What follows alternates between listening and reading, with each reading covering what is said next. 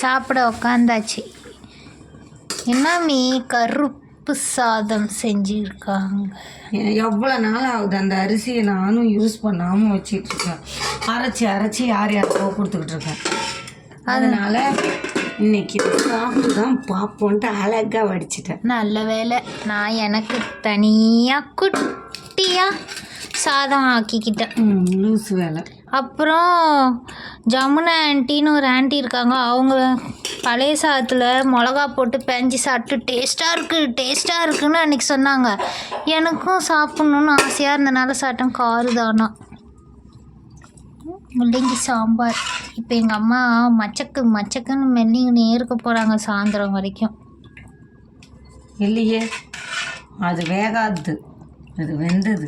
இந்த அரிசியே ஆனால் மச்சக்குன்னு லப்பர் ஆட்டம் தான் இருக்கும். சாப்பிடுங்க சாப்பிட்டு எப்படி இருக்குன்னு சீக்கிரம் சொல்லுங்க. கருவேப்பிலை, கொத்தமல்லி, கடுகு, தக்காளி, பூண்டு.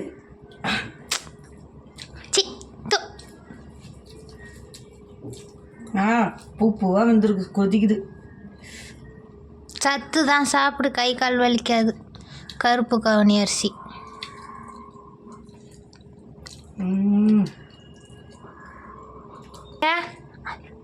அதுக்கே இது வந்து கறி குழம்பு, கருவாட்டு குழம்பு இருந்துச்சுன்னா சூப்பராக இருக்கும். இந்த புளி குழம்பு மீதி இருந்துச்சா? அதெல்லாம் என்ன இருக்கும், கெட்டு போயிருக்கும். நைட்டு சூடு பண்ணல.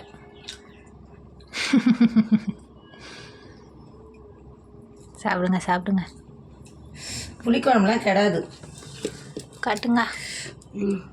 உஃப்னு வாங்க. வீடியோவுக்கு பின்னாடி தான் எப்படி உண்மையாக நல்லா இருக்கா உண்மை இல்லாமல் நல்லா இருக்கான்னு தெரியும்.